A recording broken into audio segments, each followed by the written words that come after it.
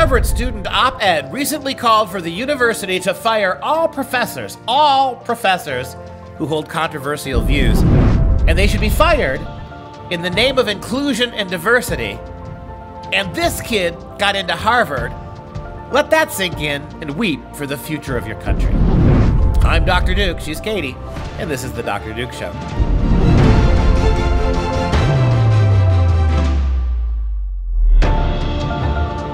Hello everyone, and welcome to the Dr. Duke Show, the only program that keeps you educated on the craziness impacting K-12 classrooms and college campuses around the world. Today, we start at Harvard, where a student and editor at the famed Harvard Crimson paper demands that any professor with differing views from his own be fired. And yes, you got that right.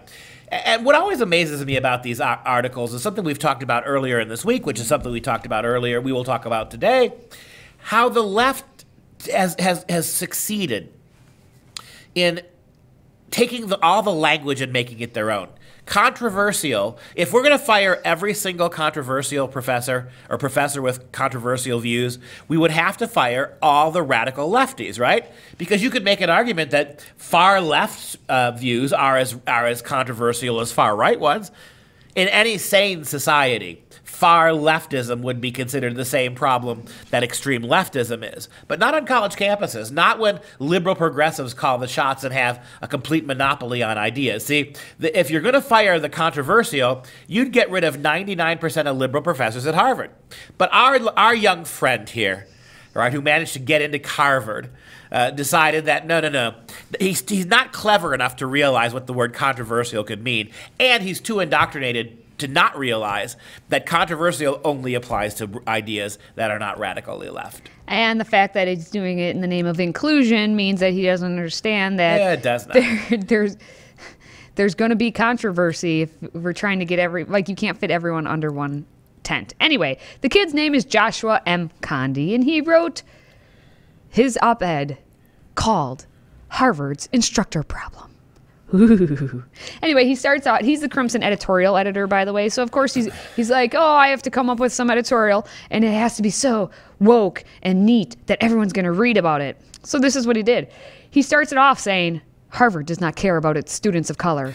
Dun, dun, dun, dun. And look, don't read any further. I mean, do you have to? He did put a period, That's so right. boom, end of sentence, If he'd have stopped there, it would have been a smarter essay than the one he wrote. However, then it would have been a lot of white space, and we know that that takes whites take colonization space. All that. He says, by now I am sure most have heard the name David D. Kane. The controversy around Kane began after he decided to invite Charles A. Murray, an alum from 1965, to speak about his new book to his class, Government 50 Data. Murray's work has been labeled racist pseudoscience by the Southern Poverty Law Center. Stop.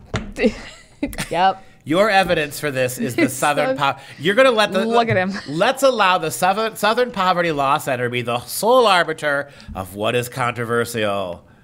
The controversy then intensified when students discovered Kane's website, where he allegedly wrote many racist blog posts under a pseudonym. Allegedly.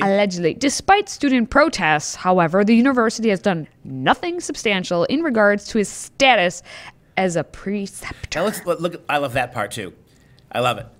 We've protested. So Come what on, the guys. heck? Can't you just see him? We protested. We did it. Guys, we were supposed to get our way. We had 30 people show up in the quad, guys. I skipped my chemistry quiz, guys. How come they're not? Sacrificed. Why aren't they fixing it for us? I find it difficult to believe that the administration was unaware of Kane's alleged actions prior to his being hired, but I will try to give them the benefit of the doubt. Can we start again with alleged? I mean, if you're smart enough to use the word alleged there, doesn't that suggest that there might be a problem of you going on to insist that he's guilty of it? Does the word alleged mean? I'm sure somebody edited the editor and put that word in there. Alleged. Because there's no proof. Well, of course, yeah. But notice how that doesn't slow his roll down one iota. What I cannot overlook, however, is that this is the latest example of a larger hiring pattern. Instructors whose beliefs make them unfit to teach. So anything that they say that what's his name again? Joseph? Jordan. Do we have a picture of our young friend here? No, we did not. Joshua, sorry. I'd love to see anything that that Joshua does not agree with. How dare they actually hire these people? I'll bet you Josh is white. I did not look up Josh's alleged race. His alleged race. Yes. Allegedly, he's white. Anyway, this semester, Harvard has also employed Diana J. Schaub, who has a history of controversial beliefs as a visiting professor in the government department. In one essay, Schaub states that the decline of black people in professional baseball is due to the absence of fathers in the black community. In another, Schaub argues that the contemporary phenomenon of angry, middle-class black derives in substantial part from the erosion of both Bible-based faith and faith in progress. So why are those statements in and of themselves racist? I guarantee you that he just looked at the headlines, the titles of what the publications were, and was like, and I'll bet you she's racist. All sorts of research behind that. But nevertheless, absolutely. Right? He continues. Hey, at least there's no alleged in this paragraph. This is a good point. And in another, she argued, here's a good one. Baltimore's declining population is due to a low marriage rate and high abortion rate. Particularly, the population decline because of high abortion. Well, the part that you missed there is the part after the comma. Oh, I didn't. Particularly among African Americans. Okay, well, right? Yes. Given that Baltimore is primarily a black city, and given that they're the ones who are aborting babies at larger numbers, it's a pretty fair statement. It's hardly controversial to point this out, unless you're the editor of the Harvard Crimson. I thought you were going to say it's Harvardly. Harvardly. Anywho, I was going to look up Mr. Go Condi. ahead. I'll continue. He goes on to say in all of his sanctimony, some might think that prior writings on one particular set of issues might not necessarily be relevant in a classroom setting. But the problem is Schaub's work on that set of issues is key to the class she's teaching. Part of her research. So he admits it's research. Finally admits it's research. It's not just an opinion. Opinion backed up by facts is something more, isn't it, than just her racial animus acting out? Anyway, but the problem, he says, is Schaub's work on that set of issues is key to the class she's teaching. Part of her research focuses on African-American political thought. Harvard hired her to teach a course on African-American political thought. How can Schaub successfully teach a course if her academic work reveals that she holds such bigoted views? But you haven't proven that they're bigoted views. You already admitted they were based on racism, so maybe it's not just, you've already admitted they were based on research. So are they just views if they're based in research, or are they conclusions that she arrived at by studying data? Really? I mean, the turgid way, the way this clown show kid gets himself tied into knots to make obvious points that don't need to be made is staggering. Experiencing both Schaub's and Kane's class at the same time is exhausting for me as a student. Dude, drop them. Experiencing both Schaub and Kane's class at the same time is exhausting. You know what? If you're a student at the most predominant university in the world, shouldn't you be exhausted with all that studying? Shouldn't you be exhausted with all that reading? You're exhausted just by going? Dude, chill and drop the class.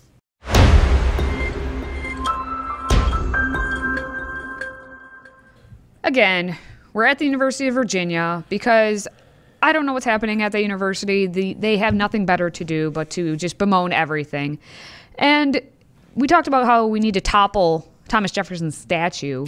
Yeah, that was yesterday. We talked about that. But now we also need to topple the government. Yes.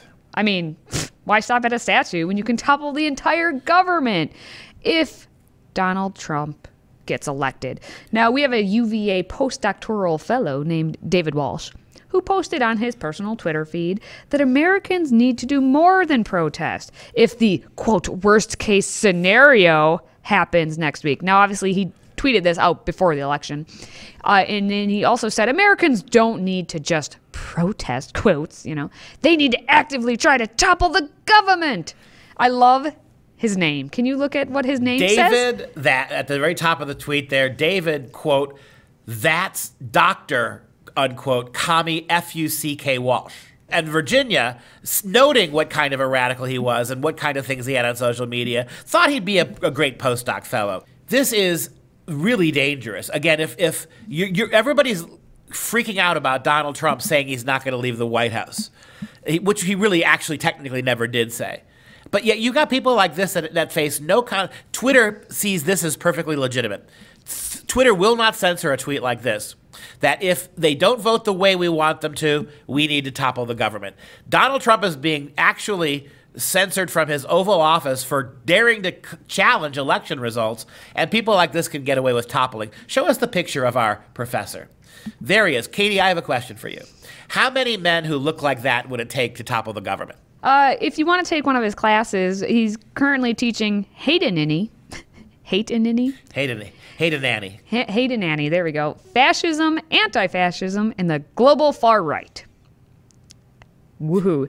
He likes to study far-right and conservative politics in the United States in the 20th and 21st centuries and the relationship between those forms of politics in America with broader global movements. That you can look at Donald Trump and you could come away by saying far-right shows just how skewed this is. Well, it makes me wonder, like, how did he grow up to focus in his area of study as being that? Let me tell you how. As a white boy, and a particularly, show the picture, and a particularly, let's just say, compromised white boy, he had no future to getting anything done, right? What's the only thing a white boy like, I love his little hat, by the way. What's the only thing someone like that's going to be able to have a career in academia if you go into stuff like this, right? You have to make your whole platform about attacking, it's a bridge too far. It would be a bridge too far for a person who looks like that to become a scholar of African-American culture. Next best thing, become a scholar who exposes the right. That's what allows him to play the game. There he is. He also likes to tweet about how when RBG, Ruth Bader Ginsburg, died, he likes to quote the one, the only Karl Marx, saying, "The tradition of dead generations weighs on the minds of the living like a nightmare." The late Karl Marx. And then... Well, isn't it funny how progressive idiots like this keep talking about how the dead are so much better than us, and yet turn around and talk about how every aspect of our culture is racist, sexist, bigoted, and homophobic? Of course. Yes, of course. Yes, it's true. Also, that mainstream media should stop using right-wing outlets. Tweeted a gentle reminder that mainstream media publications should, and then in all caps, because he's angry, stop effing using right-wing media as a effing farm team. So I guess what he's aggressive. I guess what he's trying to say. That's him being aggressive. Well, that's him toppling the statues. Put the picture up there again. When soy boys like this get in front of a keyboard like this, they become grade A badasses. I mean, those fingers, as they glide across those fingers are Bronze Star worthy in bravery. All right, well, we can't stop with all the commies. So we have Joel Wendland Liu, who's an associate professor of integrative, religious, and intercultural studies at Grand Valley State University in Allendale, Michigan. And he says that the Republican Party is starting to seem like a terrorist organization. Wow, thanks, Joel. He tweeted, "Is the Republican Party a terrorist organization? Starting to seem like it. Especially since so few of them are actually denouncing right-wing terrorists right now who are openly supporting Trump." The assumptions, right? Okay, but here's the thing. Like anyone just saying those things. But let's take a little look-see here at Joel, who follows multiple Communist Party accounts, many of which describe themselves as Marxist-Leninist organizations. And Wendland Liu has also retweeted the Global Times, a Chinese Communist Party propaganda outlet, and the official Communist Party USA account. So thanks, Joel Wendland Liu. But notice the assumptions there. The assumption is that Donald Trump is a right-wing terrorist. He has had access to the greatest army in the history of the world, and he has not used it to terrorize anybody. I would just point that out. He's a terrorist without a record of terrorism. He's the worst terrorist Donald Trump ever. Barack Obama dropped way more drones on people than Donald Trump ever did. And you don't see him as a terrorist. And so because Donald Trump is a terrorist without proof, all the Republicans who voted for him are terrorists too. You've been paying too much attention to communist Chinese propaganda to think clearly, pal.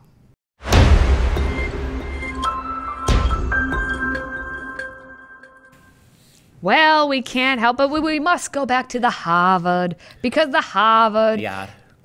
At the Harvard Yard, they need to possibly rename everything. Yes. And I mean everything. Crisis over at the Harvard Yard. Well, they want to change possibly everything. And so how are we going to know what to change it to and how to do it? Well, let's form a committee of 16 people. And we're going to explore renaming our buildings, our programs, our professorships, our places on campus, and just everything. 16 people huddled together, determining what's going to happen. Is there any change that would affect our $40 billion endowment? No. How about we change that? How about we hand over that $40 billion that we have just sitting in the bank collecting interest? What if Harvard, the 16 brave Harvard people who are going to decide the fate of all the names, what if they decided to give that $40 billion to Black Lives Matter? Wouldn't that be positive change? Wouldn't that perhaps account for some small fraction of the way that Harvard, like all universities and American institutions, have harassed black people for the last 1,006 years?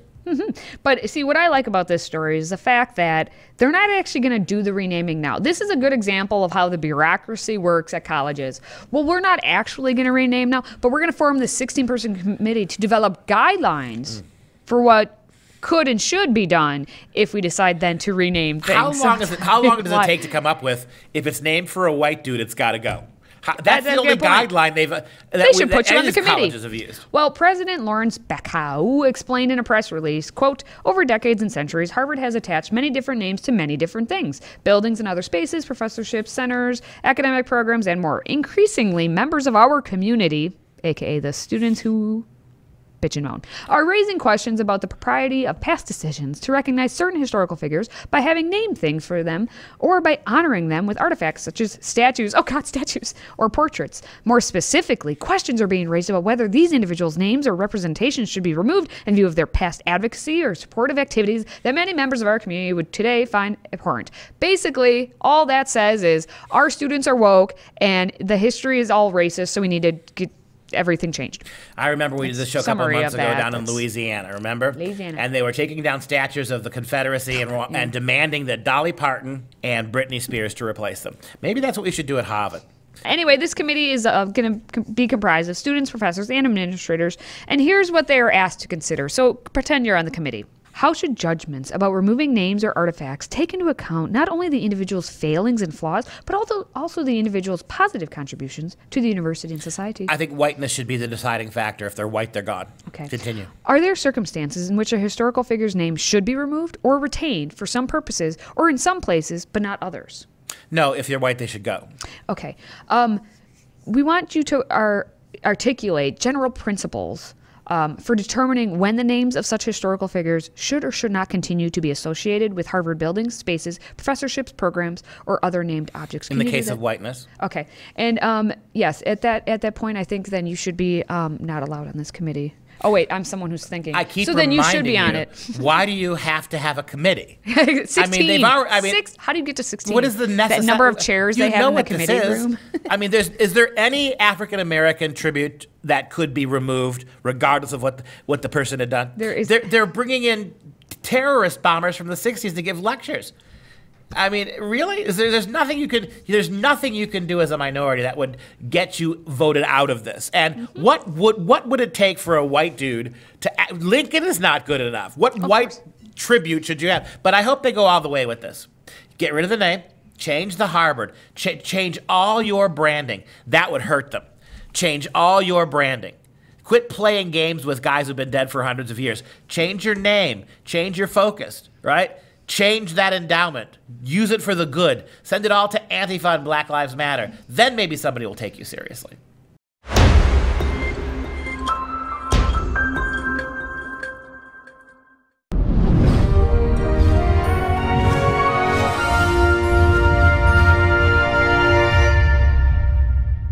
It's time for some real education. The Sorcerer is an enigmatic cave painting found in the cavern known as the Sanctuary at the Cave of the Three Brothers in Ariège, France, made around 13,000 BCE. The figure's significance is unknown, but it is usually interpreted as a great spirit or master of animals. The unusual nature of the sanctuary's decoration may also reflect the practice of magical ceremonies in the chamber. So I don't know if it's me, but 15,000 years ago does not seem that long in the scope of time. When you think about 15,000 years, it doesn't seem that long to me. And when you think about that, 15,000 years ago, people were drawing, and this show the pictures, Mike. This was the extent of human civilization, that we had begun to draw and make symbols and signs and pictures on cave walls. Take a look at this.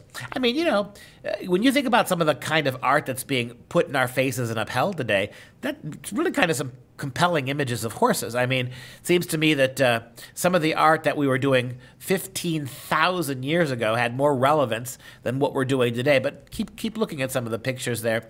Here's a really interesting one. You've got what on the right are some clearly lions or big cats of some sort. Either they're looking at a team of others, or those may be cattle. You can see what you have going on in these caves. They're using the charcoal from their fire, the ash from their fires, to paint and to put things on the walls here. And this is the one that's most controversial. In the midst of all of this, you have what looks like a humanoid figure, not necessarily purely an animal, with possibly chalk lines that are coal lines that may look like horns. And so this has sparked a huge controversy over the last 100 years. In the sketches of the cave art, Henri Breuil drew a horned humanoid torso. He resketched that to try to clean it up a little bit, and it looks like a humanoid wearing antlers. And the publication of this drawing in the 1920s influenced subsequent theories about the figure. This was some kind of a witch man, a witch doctor, a shaman. The sketch has also, in recent years, however, come under fire. A single prominent human figure is incredibly unusual in the cave paintings of the Upper Paleolithic, where a great majority of representations are of animals. Is this just another animal, or is it a man in a costume of an animal? It's a big deal, because if this is a picture of a man in a costume of an animal, you have the first evidence in human history of worship of a particular deity. This would be the first evidence we would ever have of man worshiping a deity through costume like this. There's no way of knowing for sure at this long time, but you can take a look for yourself. Does that look like an animal? Does that look like a man impersonating an animal? 15,000 years later, the caves still talk to us.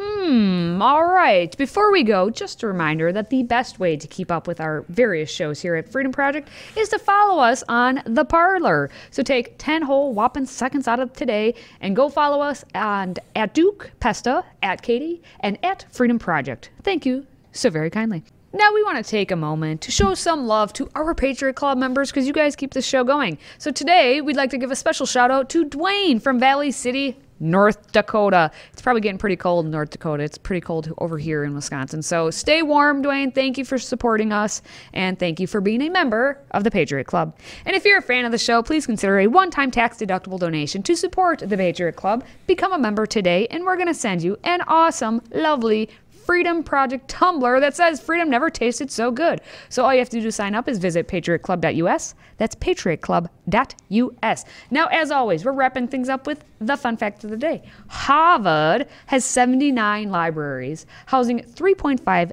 million works in more than 100 languages, and it uses more than 57 miles of shelving.